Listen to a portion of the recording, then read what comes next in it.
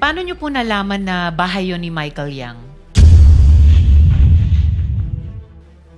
Kasi dati po, may mga security po na kasama na ko na dati is doon po yung bahay ni Michael Yang eh.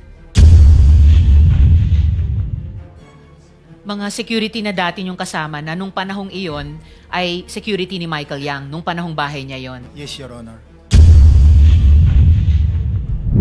Mr. Chair, may tatanong lang po kung Yes. with the permission of Yeah, okay.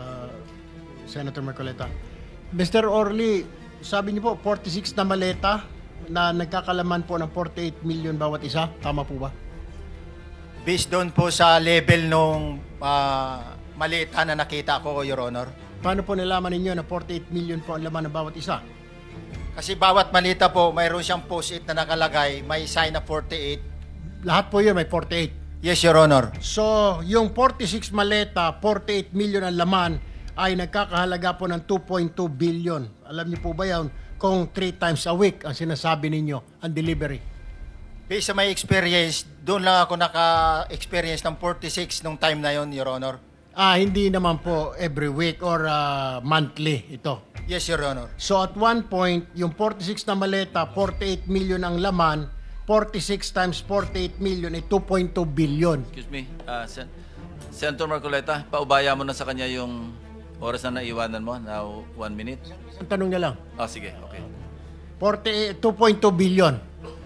Ganun po yung multiplication eh. Siguro, Your Honor, yun ang lumalabas.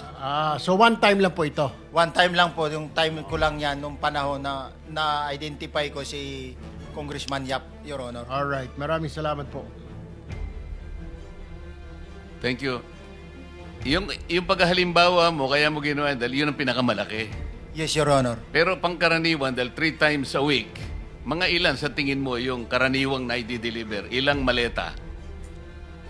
Usually, pag nanggagaling na sa Horizon, na i-deliver na doon sa Forbes, minsan mayroong 15 or kaya 18 ang malita. Pero yung malalaking malita yon na nagre-rate yung bawat malita, minsan mayroong 48, may 50. Sa mga tweet, Mr. Gutes, pangkaraniwan, 15 to,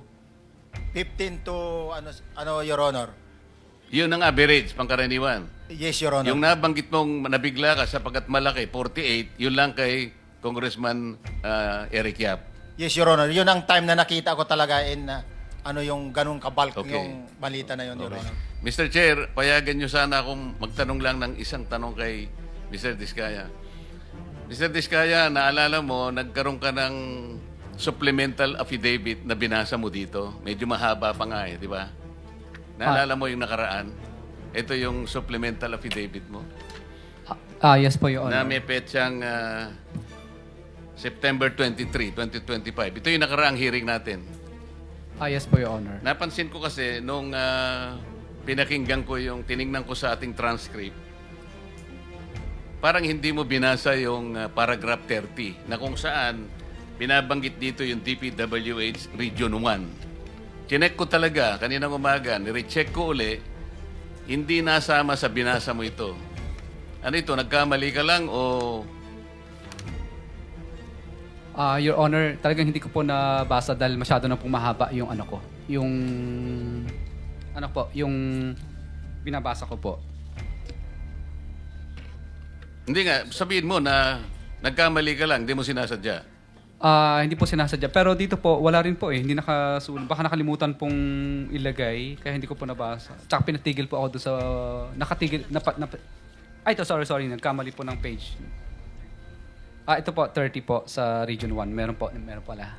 Oo nga, nandito yung paragraph 30. DPWS Region 1. Yes po, Your Honor. Pero nung checking ko yung transcript, hindi mo binasa ito. Opo, yes po, Honor, kasi mahaba na po. Hindi, nabasa mo yung 31 hanggang 37 eh. Ito nalaktaban mo yung 30. Kaya lang ako nagtataka, kaya tinatanong kita, sinadya mo ba to o nagkamali ka lang? Hindi po, Your Honor, kasi napatigil na po ako noon nung... Hindi nga, sagutin mo, nagkamali ka lang? Hindi po, Your Honor. Hindi po ako nagkamali. Ano nga? Sinadya mo? Hindi po, Your Honor. Bali, ano po, alam ko po parang pinatigil na po ako dito dahil masyado na po mahaba yung binabasa ko. Hindi, ganito. Pinatigil ka, nung pagpatuloy mo, nakaligtaan mo yung number 30. Nalaktawan mo siguro. Yes po, Your Honor. Para maliwanag lang. Oh, Hindi gusto ko lang sinadyang maliwanagan pinatigil. kasi nabanggit ko na kanina na naimungkahi ko na sana'y tawagin din si Governor Chavit Singson. Baka ka kung may connecta doon sa ano mo, baka ka kung sinadya mo. Ngayon, kung sasabihin mong nagkamali ka lang, tatanggapin ko yon. Your Honor, hindi po ako nagkamali. Naalala po, hindi lang po nabasa. Okay. Salamat, Mr. Chair. Ang susunod po ay si Senator Risa Hontiveros. You may have the floor. Salamat po, Mr. Chair. Isa munang follow-up question kay Ginoong Guteza. Paano niyo po nalaman na bahay yun ni Michael Yang? Kasi dati po, may mga security po na kasama na ko na dati is doon po yung bahay ni Michael Yang eh. Mga security na dati niyong kasama na nung panahong iyon ay security ni Michael Yang, nung panahong bahay niya yon. Yes, Your Honor. Okay, salamat po, Ginoong Guteza.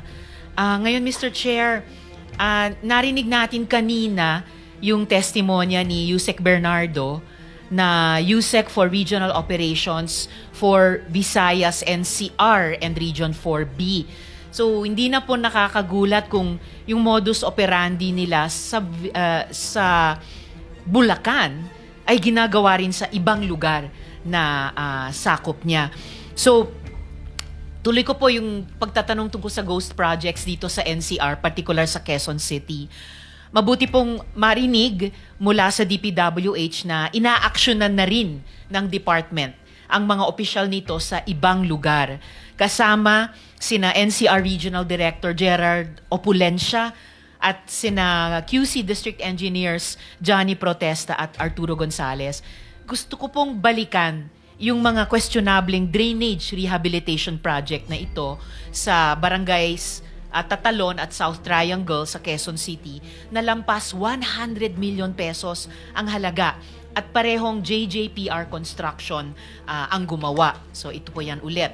Nung Martes, inamin ni DE Protesta na ang ginawa lang dyan ay painting at declogging. Meron pa daw manhole repair. Ibig sabihin, ang gastos lang ay pintura, labor, at equipment na ginamit. Pero daang milyon ang preso. Si DE Protesta, nandito po sila ulit. Ano po? Yes, sir. Pakiupo para may follow-up questions ako sa inyo. Magpatuloy po.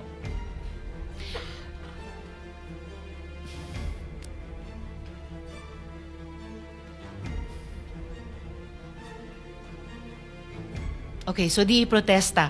Sumangguni po kami sa QC City Engineering Office. Alam nyo po ba na ginagawa na ng LGU yung declogging ng drainage sa buong Quezon City? Yes or no lang po? No po. No! Wow, unbelievable. Sa katunayan, DE Protesta, sa estima nila ng QC City Engineering Office, 20 million pesos lang ang ginagastos nila para sa declogging, para sa lahat ng mga distrito sa QC sa buong taon. Hindi minsan. Magtataka ka talaga tuloy paano inabot ng 110 million itong dalawang proyektong ito.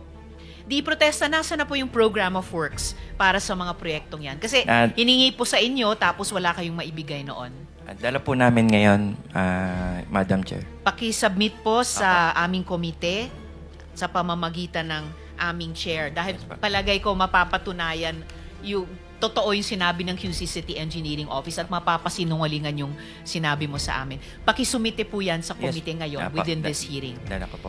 DE Protesta, sabi rin po ng QC City Engineering Office, pag sinabing rehabilitation of drainage, ang ibig sabihin ay huhukayin ang lupa, mag-i-install ng tosang o yung reinforced concrete pipes at saka ire-restore ang semento. Ang ganyang project, nasa 20 million pesos ang halaga, pero halos buong budget ay nasa tosang at groundworks. Kayo nga po yung nagsabi noon na wala kayong ganyang ginawa. So, kaya nyo bang harapin ulit ngayon ang Blue Ribbon Committee at sabihin sa amin, mata sa mata, di protesta na walang mali sa proyektong yan? Actually, nabanggit ko nga po nung last hearing po na may dupa naman po yan, may plano rin po. Isasubmit naman po namin sa inyo. Actually, nandyan na po ngayon. Yung para pwede naman po ma-review. Nandyan din po attach yung mga accomplishment.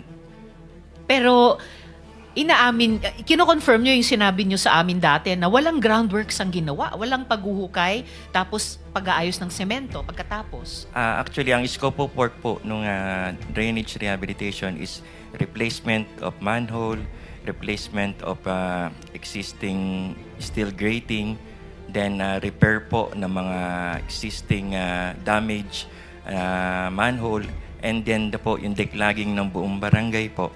Yung kung ano man po yung scope of work na nandun sa may plano po. Nandun naman po lahat, ma'am. Pero walang paghuhukay at pag-aayos ng semento pagkatapos na karamihan ng groundworks at gastos sa rehabilitation of drainage na sinasabi ng QC City Engineering Office. Yes po, as per program po, as per plan po, hindi po kasama yung excavation works and ng RCCP, wala pong excavation. Excavation works po of manhole, bagong manhole po, and yung mga existing na manhole. At yung mga excavation na yon ay sinabi ng QC City Engineering Office. Yan ang karamihan ng trabaho at gastos para sa totoong drainage rehabilitation sa lahat ng distrito sa Quezon City sa isang buong taon. 20 million pesos. Hindi aabot ng 110 million pesos para sa minsanang rehab kuno ng 2 proyekto lang. Ito pa, isang klase ng lokohan ng DPWH-QC. Imbis na flood control project, flood enhancement project ang ginawa. 3 pumping stations. May 3 pumping stations na ginawa sa taas ng creek. Tingnan natin ito sa Matalahib Creek. Gawa ulit ng St. Timothy Construction. Kaya mamaya itatanong ko din sa mga diskaya. Ang halaga nito, tumataginting na 350 million pesos. Ito po yan. Yung creek po na malapit lang sa Araneta Avenue, malapit po sa mga punerarya. Ayon sa reklamo ng mga residente, Mr. Chair, at kinumpirma din ng pag-aaral ng QC, City Engineering Office muli, pinalala pa nito ang baha sa area. Kasi ang disenyo ng proyekto, dapat ipump ang tubig mula sa creek palabas sa ilog, San Juan River. Pero ang ending, naging harang pa. Yang 3 pumping station, naging harang sa pagdaloy ng tubig palabas sa ilog. Kung walang pumping station sana dyan, di iprotesta, malaya ang tubig palabas. Pero dahil hinarangan po, lalong lumala ang baha. May paghahambing pa po kami dito. Comparison ng rainfall intensity. O yan. Bago nung itayo yung mga pumping stations na iyan, sa 57 millimeter na ulan, 0.2 meters ng baha ang lalim. Pagkatapos ng 3 pumping stations na yan, sa 19 millimeters lamang na ulan, 4 o 3, isang kapat o isang katlo lamang, 1.50 meters. Halos times 10. So bago ang proyekto, kahit malakas ang ulan, konti lang ang baha sa lugar. Pero pagkatapos ng proyekto, 1/3 ang lakas ng ulan, pero times 20 ang taas ng baha. Pinalala ang baha sa Araneta Avenue at umabot pa ngayon hanggang pa sa Banawe. Nangurakot na nga sa proyekto, gaya ng pinatutunayan nung sinabi ng QC City Engineering Office sa amin, pinala pa ang perwisyo sa tao at ang contractor niyan walang iba kundi ang St. Timothy. So Mr. Chair, di iprotesta, jurisdiction rin po nyo iyan. Ma'am, hindi po under ng Quezon City Second po. Na kanino? Under Engineer Gonzales po, under Quezon City First District Engineering Office. Andito rin po ba si Engineer Gonzales, Mr. Chair? Ako po Kayo si... po? Sir, nakapanumpa na po kayo nung nakaraan? Opo, Your Honor. Okay. So, jurisdiction nyo itong 3 pumping station. Yung isa lang po ang Yung isa. aming in-implement yan, yung Matalahib. Matalahib. Station. Sino po ang may jurisdiction dun sa dalawa pa? Yung dalawa po ay Senator Risa, just to remind you, Yes, Mr. Chair. tapos na po pala yung ano niya. Pero sige lang, we'll give you an extra 1 minute. 1 minute more. Salamat, Mr. Chair. Yes, Engineer Yung Gonzales. dalawa po ay sa Gonzales. aming regional office po, NCR. All right. Nandito rin si NC Regional Director. Upo ulit dito. Andito ba siya? Well, absent nung nakaraang hearing pero ang sabi sa amin darating sila ngayon. Andito po ba sila? NCR. Parang hindi ko po nakita. Okay, Your Honor. para dun sa Matatalahib, kayo rin nag-approve yan? Kami Yes or po, no? kami po yung nag-implement, ang Quezon City First District Engineering Kayo Office nag-implement. Kayo rin po, Sir Gonzales, ang nag-approve ba? Tama po ba? Po. Paano po, Your Honor, yung nag-approve? Sir naman, napakasimpleng salita. Nasa ilalim ng jurisdiction nyo yung pumping station sa Matalahib Kasi Creek. po, Engineer Gonzales. Madam po, kasi ganito po. Ito po ay sinumulan noong July 2024. Ito po ang proyekto na ito. At ako po ay na-designate as District Engineer ng Quezon City First nung pong September 2024. So sino po yung district engineer nung July 2024 at nag-approve sa Matalahib Creek Pumping Station? Noong time pong yun ay si D. Eloy Dabusa po, yung D.E. Loida Busa po. Busa. Parang narinig ko rin yung D.E. Loida sa mga diskaya kung hindi ako nagkakamali. Andito ba ngayon si D.E. Busa? Loida Busa? Wala po siya, Wala. Your Sige, Honor. paimbita ko na lang sa susunod na hearing kung maaari, Mr. Chair. Balikan ko na lang po yung Quezon City, Mr. Chair, sa susunod na round, bukod po dun sa mga ibang DPWH officials. Salamat po, Mr. Chair. Thank you, Senator Risa Antuberos. Mr. Chair, before the next, okay lang. Yes, Senator JB. Si Congressman Tiangco is available, but can we ask the Secretariat to give him a call so that he can come? Okay. Thank Yeah. you. Attorney Kimbo, pwede bang tawagin natin si Congressman Toby? Para lang, ayaw niya lang masabing epal siya. So, pwede rin imbitahan natin by phone.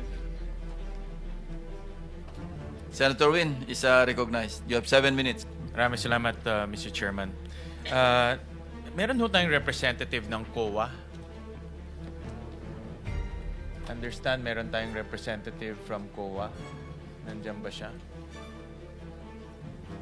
Or anyone from COA? Saan po yung taga-COA?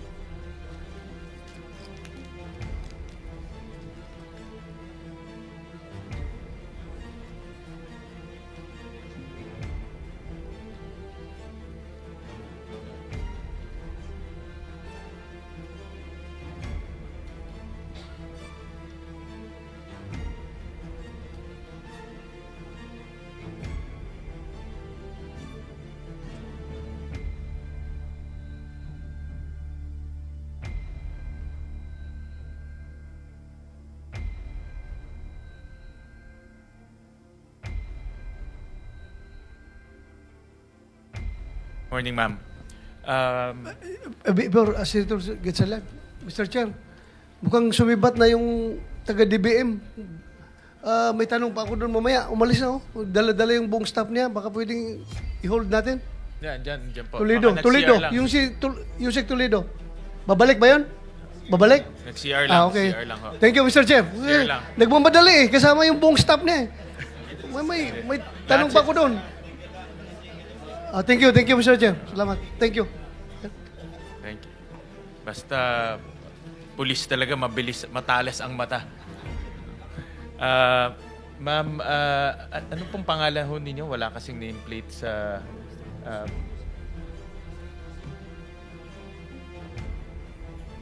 Morning po, sir. I'm Tracy Andisonico po, sir. The supervising auditor po, sir. The supervising auditor of the Office of the Secretary po, sir. Okay. Sa pagkakaintindi ko po sa isang district office, meron ho silang power na magplano, gumawa ng yung detailed engineering, sila na rin nagpapabid, sila na rin po ang nag-i-inspect, sila na rin po ang nagbabayad. Tama po ba? Tama po, sir. I can see si Engineer Alcantara nodding his head, no? So, pero ganun ang ginagawa ho nila, diba? Opo, sir. Opo. At pag nagbayad, COA papasok sa post-audit level. Tama po ba? Opo, sir. So, ibig sabihin, kahit na ho magkaroon ng ghost project, no, madidetect ng COA sa post-audit level. Supposed to be po yun. Supposed to be, ganun. Opo. At nasundan niyo pa ho ba yung privilege speech ni Senator Lacson nung pinakita niya yung mga dokumento? Opo, Your Honor. Na meron pong mga kaso na, for example po ito, just 2 days from the notice to proceed, 46% completed na. So Opo, Your notice to Honor. proceed, after 2 days, 46% completed na. And after 86 days, 89% completed na. So, Opo, kung posible naman po, after 2 days, kalahati ng project tapos na. Meron hong isang project. Ito po yung construction of riverbank protection structure along Pampanga River at Barangay Bulusan, Kalumpit, Bulacan. 15 days. No? After the notice to proceed, 89% completed na. Opo, Your No? Honor. And then in just 34 days, kompleto na ho yung project. Nakita niyo ho ito? Ganito po siya, sir, if you would allow me to explain po. Pero nakita niyo ho itong privilege speech ni Opo, Your Senator Honor. Lacson. Kayo ho, nakita niyo ho ito. Marami ito No, I just narrated a few items from that privilege speech. Okay. Kayo ho, nakita niyo ho itong mga dokumentong to? Yung dokumento po mismo, like the disbursement vouchers and yung mga supporting documents po, sir, hindi po siya nasubmit sa COA. Pero nandun po sa report on publicized government program, project and activities, kaya ko po sinasabing tama po na dinideclare na po as early as on the 10th or kung ilang araw pa lang po, ay nasa more or less nasa 50% na po. Nakikita po siya sa RPG-PPA. Pero yung pong audit action, hindi po agad-agad siya na, let's say for example, sir, i-disallow agad kasi primarily, isasubmit po muna ni implementing office yung mga vouchers sa COA. And then, di ba sir, meron po tayong reglementary period on the submission of the accounts. So si auditor po, nag-issue po muna siya ng mga audit observation memoranda requiring or reminding the implementing office to submit the unsubmitted disbursement vouchers. Pero dahil hindi pa nga po na-submit, na-compel po si auditor na mag-issue ng notices of disallowance primarily dahil may indication na po ng fraud based doon sa RPG-PPA na sinasubmit po nila dahil hindi nga po sila nagsasubmit ng mga disbursement vouchers din po. Pero ma'am, ito 2023 pa, 2023. Opo. 2024. Opo. Paano po umabot na ganito after 2 years, tsaka lang ho lumalabas to? Ba't hindi ho na-detect ng resident auditor doon? And who is the resident auditor during those times? The resident auditor during those time and up to present po is Miss Cinderella Esperanza Santos po. Actually po sir, papunta po sana siya dito pero talagang trinatrangkaso po. Kagaya ko din po, trinatrangkaso din po. Bakit hindi niya ho na-detect? Kasi office at pinakita rin ho doon sa privilege speech yung mga pictures na sinasubmit as evidence of completion, pare-pareho. Opo. Diba? Ito ho, hindi naman kailangan ng ubod ng talino para makita ho to. Dapat lang ho, masinop. Yes, sir. Paano ho nakalampas to after 2 years? In fact, hindi nga lumalabas to. In this privilege speech lang ho na lumabas. Yes po. Sir, i-remind ko lang po kayo, sir, 2020 hanggang 2023 po, hindi po tayo although sinubukan po ng audit team na mag-inspect po as early as 2022, kahit na po may mga restrictions pa po. So nakapag-ikot po sila. On 2023 po, sir, hanggang kung di po ako nagkakamali. Hindi ikot. Yes, sir. Just purely on documents. Makikita nyo na. Post-audit, tinitignan yung dates. Opo. Tinitignan yung mga supporting documents. Opo. Tinitignan yung mga veracity of their declaration, Yes di ba? po. Yes, sir. Kaya nga po napilitan po yung auditor na mag-disallow ng mga transactions po ng Bulacan First DEO kasi hindi po lahat na-submit po yung mga transaction documents po, sir. And then kaya din po siya ni-request for fraud audit po kasi nga po hindi na But po the fraud talaga audit, kaya. ngayon lang nangyari yung fraud Opo. audit Yes after po. 2 years. Yes po, sir. Bakit hindi ho nalaman sa damit, sa libo-libo ho ng project doon, hindi ho na-detect kaagad? Sir, dadalawa lang po yung audit team. Ibig kong pong sabihin, isa lang po yung, meron po tayong audit team leader at isa lang din po yung kanyang audit team member. Tapos din po, aside po sa Bulacan First DEO, on which case from 2022 na nasa 100, more or less, nasa 120 or 140 po yung flood control projects po nila, lumobo po siya ng 2023 and 2024 by double po ng numbers. Sa flood control projects lang po yun, sir. Aside pa po doon sa mga other infra like buildings, structures, roads, and bridges po. And then meron pa din po silang hawak na 8 district engineering offices. Ikwento ko lang din po, sir, in 2023 po, sa budget po ng COA for 2023, nagbawas po ng plantilla positions ang DBM by 100 plus employees supposed to be na dapat ma-deploy po sa mga auditing agencies. So kaya po, ang distribution lang po ng bawat audit team na mabibigat, sir, halos nasa 2 auditors lang po. And then, isa lang din po per province. Sa case po ng Region 3, meron po tayong 7 provinces sa Region 3. Nasa 16 technical specialists lang po ang meron tayo. Kaya sa Bulacan po, 1 or 2 engineers lang po ang assign. Kaya hindi po niya ma-inspect po lahat. Mr. Chair? Yes, for one. Follow up lang ito. Kailan kayo nagsimula ng fraud audit na banggit nyo? Tungkol doon sa yung sinasabi ni Senator Sherwin Gatchalian. Sir, nag-issue po ng memo ang aming chairman noong August 12 po. August 12. Yung una, sir, retrieval po muna ng mga documents and then eventually creation of nauna muna audit. yung special audit, di ba? Bago kayo nag-fraud audit. Hindi, sir. Iisa po yung... So, diretso na kayo sa fraud audit. Opo. Ano nag-trigger doon sa fraud audit niyo? Sir, sa doon particular po sa... Sandali lang po. Sorry po. Kailan po nagsimula? Ano nag-trigger kaya kayo nag-fraud audit? Opo. Sir, doon po sa sumbong mo sa Pangulo, tsaka yun pong press conference po ni President, sir, noong August po. So, eventually, sir, initially, retrieval po muna ng documents. And afterwards po, doon sa mga dates, hindi ko kabasado, pero sunod-sunod po yun. Tsaka po nag-create ng fraud audit teams po. And then, eventually, nag-deploy na rin po ng okay mga na po, technical. malinaw na. Opo. Thank you, sir. Opo. Thank you, Mr. Chair. Sunico, ibig bang sabihin mo ngayon sa amin dito sa committee kaya naglipa na itong ghost projects because failure kayo sa pag-carry out ng inyong mandato dahil kulang kayo ng tao, kulang kayo ng engineers mag-inspection? Opo.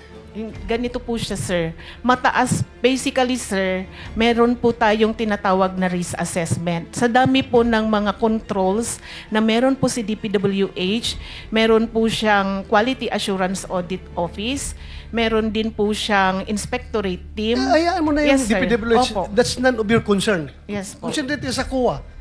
Yes po. Bakit ito, sabi mo kayo na kulang kayo ng tao? Opo. So, kailangang dagdagan kayo ng tao? Yes po sana, sir. Ha? Opo. Para magampanan nyo yung mandato? Opo sana, sir. Bakit ngayon lang ito lumabas? Sir, lumalabas na po yan sa mga budget hearing natin. As I have mentioned, para po sa 2023 budget namin, sa Bulacan alone po yun, sir, yung inalis po na 120 plus na positions po. Thank you, Mr. Chair. Okay, balik sa'yo. Sige. Ako ho, I respect the elders, Mr. Chair. 2 elders ho yung katabi ko. Ma'am, parang hindi ka tanggap-tanggap na because of lack of manpower, lumampas to ng ilan years. Kasi, di ba, every end of the year, meron exit conference. Alam ko ho, nung mayor po ako, every end of the year, may exit conference, sasabihin sa'yo lahat ng deficiency doon. At pag hindi mo nagawa, the following year, puro disallowance. In fact, yan nga ang comment ng mga kapitan. Pag bumili sila ng konting bagay lang, disallowance, explain. Pero ito, 2 years, 3 years, mas matagal pa based on the testimonies, hindi na nadidetect ng COA. Hindi, sir. May mga observations naman po ang mga auditors natin, sir.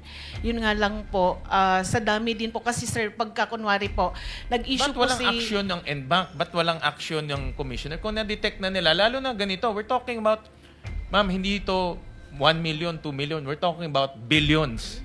No? Billions ang perang nawawala.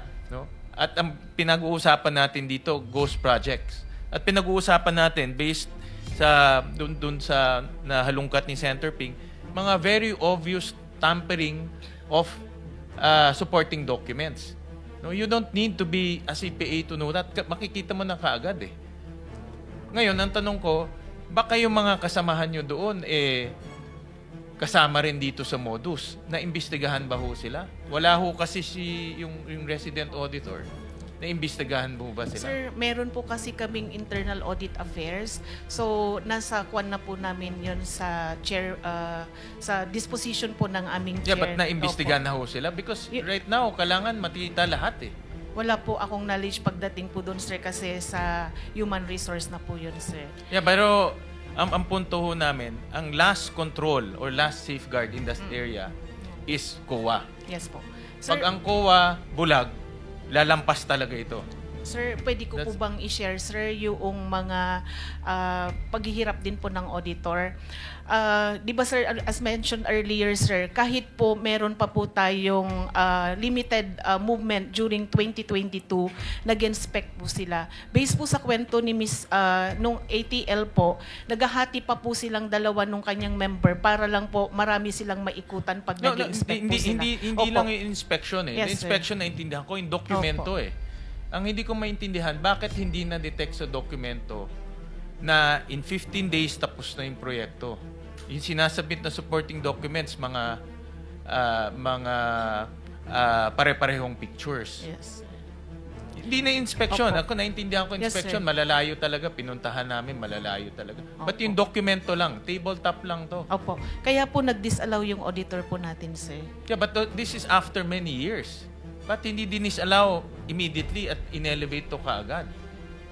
Sir, madami po talaga kasi. Kailangan po kasing i-check din, sir. Kasi sa totoo lang po, pagka nagdi-disallow din po, iniisa-isa po ng auditor. Ganito na lang. What we want is pati yung COA resident auditor maimbestigahan rin.